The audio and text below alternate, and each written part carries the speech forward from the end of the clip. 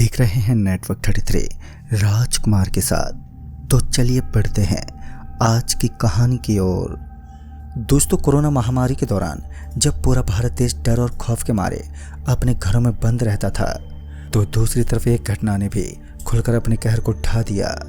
कहते हैं कि भूत प्रेत का कोई एकमात्र बसेरा नहीं होता। जहाँ पर अंधेरे की चादर लिपटी हुई होती है, वहीं पर ये सभी चीज़ें अपना बसेरा बना देती हैं। और ये घटना संदीप की है।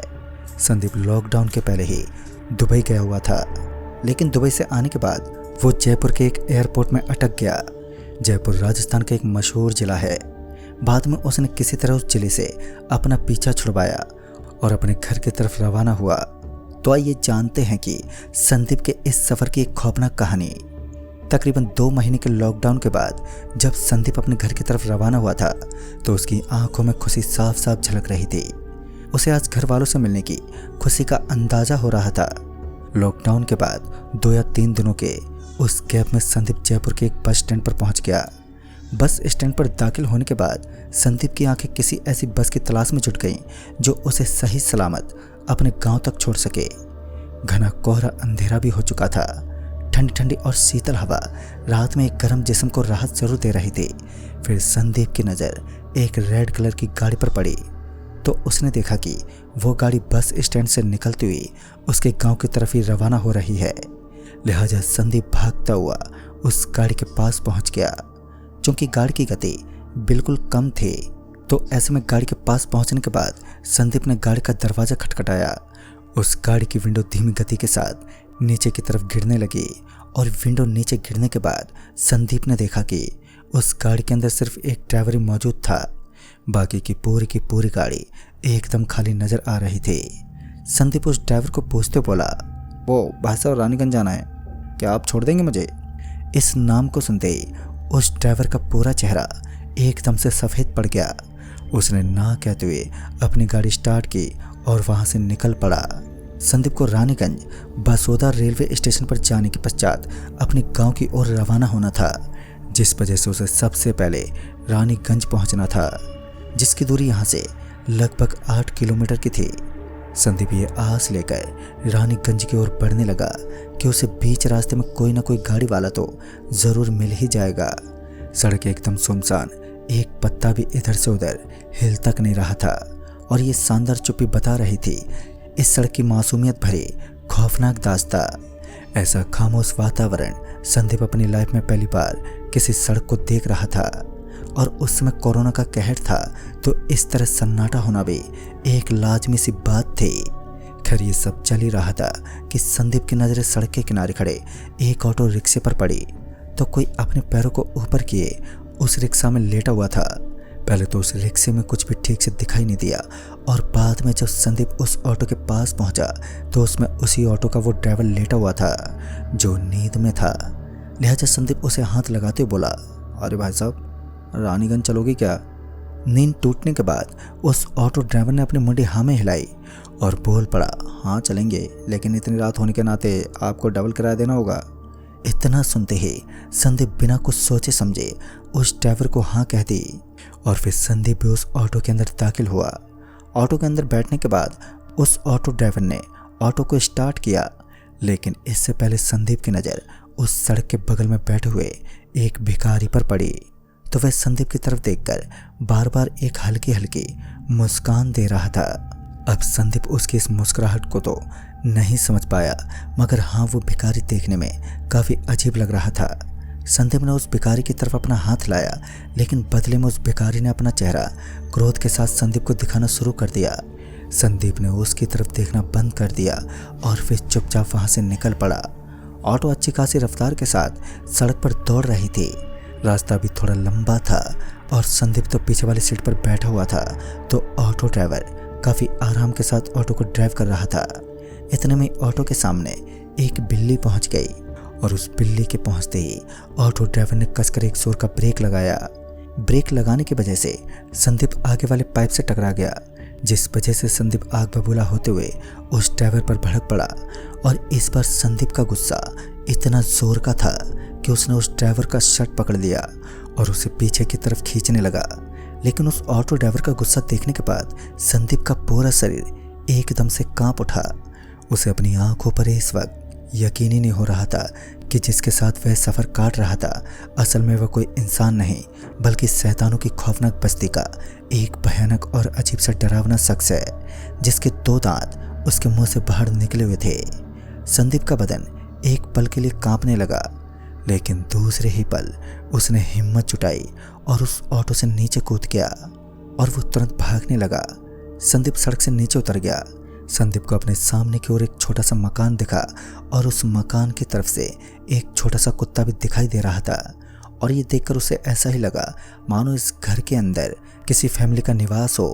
लिहाजा वो उस घर के पास पहुंच गया और दरवाज़ा खटखटाने लगा। उस घर के बाहर सिर्फ एक ही लाइट जल रही थी। उस लाइट को जलता देख संदीप ने उस घर के दरवाजे को खटखटाना शुरू कर दिया।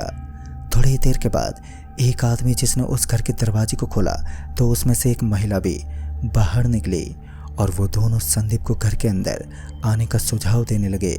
संदीप तो पहले से ही उस घर के अंदर दाखिल होना चाहता था। जब संदीप घर के अंदर पहुंचा तो घर के अंदर की कंडीशन को देखकर ऐसा बिल्कुल नहीं लग रहा था कि यह घर अंदर से ऐसा नजर आएगा, क्योंकि जब संदीप ने बाहर से इस घर को देखा था तो उसे ये घर किसी खंडर की तरह नजर आया, लेकिन अंदर से इस घर को देखकर किसी शानदार होटल की तरह प्रतीत हो रहा था। वो आदमी संदीप को एक कमरे में लेकर गया। उस कमरे के सामने 47 लिखा हुआ था। कमरे के इस नंबर को देखकर संदीप दंग रह गया, क्योंकि यह तो एक छोटा सा मकान था, फिर इसमें कमरों के नंबर देने की क्या आन पड़ी थी। संदीप इसी बारे में उस आदमी से पूछते बोला, अरे भाई साहब, इस कमरे के सामने 47 क्यों लिखा हुआ है? तो उस आदमी ने इस बात का कोई जवाब नहीं दिया और इतना बोलकर इस बात को काट दिया। उस आदमी ने कहा, इस कमरे की सच्चाई कुछ और ही बयां करती है, जिस कारण से रूम नंबर 47 का दर्जा दिया गया है, और शायद आप भी बहुत ही जल्द इस कमरे की सच्चाई को जान सकते हैं। संदीप उसकी बातों को समझ पाने में पूरी तरह से नाकाम था, लेकिन बाद में उसने उसके बारे में ना पूछना ही बेहतर समझा। और जब वह उस कमरे के अंदर पहुंचा तो उसने देखा कि वो कमरा खूबसूरत तस्वीरों से जगमगा रहा था। कमरे के अंदर रोशनी की भरमार थी, चारों ओर अच्छे खासे बेड लगे हुए थे और देखने में ये कमरा बहुत ही खूबसूरत दिखाई पड़ रहा था।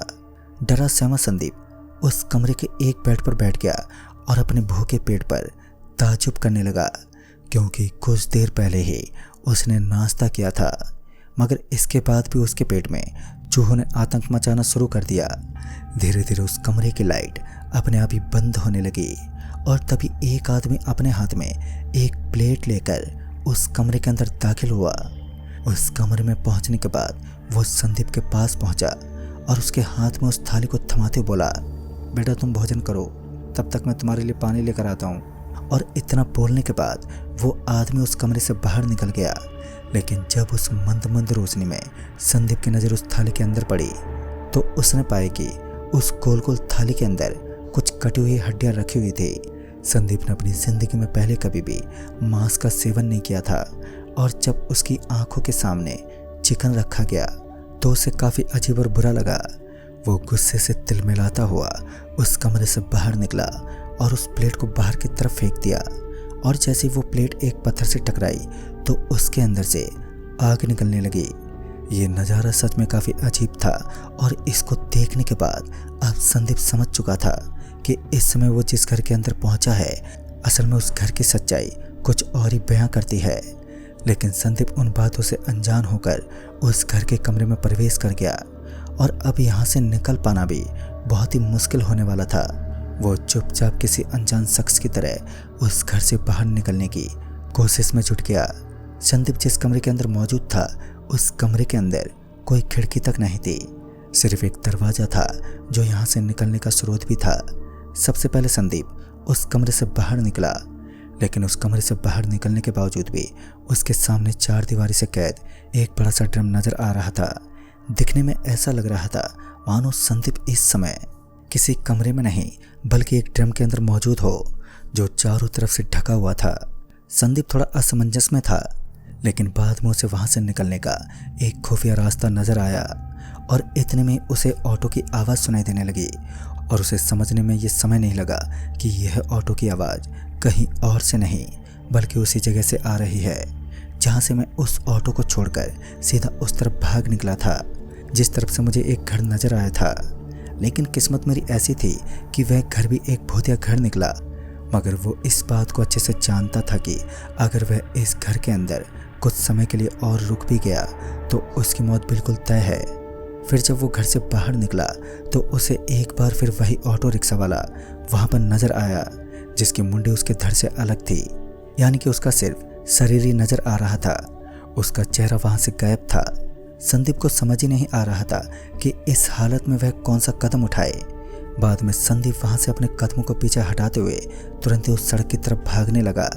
दोस्तों कहते हैं कि जहाँ भगवान का नाम मौजूद होता है वहाँ भूत प्रेत का साया भी मंडराने से कतराता है। संदीप को अपने सामने की ओर बजरंगबली का एक मंदिर नजर आया और उस मंदिर को देखते ही संदीप को अपनी जिंदगी जीने की एक छोटी सी उम्मीद नजर आने लगी। तभी संदीप भागता हुआ उस मंदिर की दहलीज में बैठ गया। उस रात इस मंदिर पर पहुंचना उसके लिए एक टर्निंग पॉइंट साबित हुआ। वो पूरी रात मंदिर की सीढ़ियों पर बैठा रहा और उसने वो पूरी रात वहीं गुजार दी और तब जाकर बुरी शक्तियों ने उसका पीछा छोड़ा। दोस्तों इसलिए कहते हैं कि जो जगह बोलने में श्रापित होती है असल में उनका खौफ उतना ही भयानक होता है। उनकी असलियत भले उन लोगों से छुपी हुई होती है जो उस जगह पर पहली बार पहुंचते हैं, लेकिन इन आत्माओं का कहर इतना भयानक होता है कि ये उन सभी लोगों को रूबरू करवाने की काबिलियत रखते हैं। पहली बार दाखिल होते ही उस दिन संदीप अपनी जान बचाने में सक्षम रहा और लॉकडाउन के उस दौर में सही सलामत अपने घर लौट गया। और दोस्तों इस तरह लॉकडाउन में घटी इस खौफनाक दास्तां का अंत हुआ।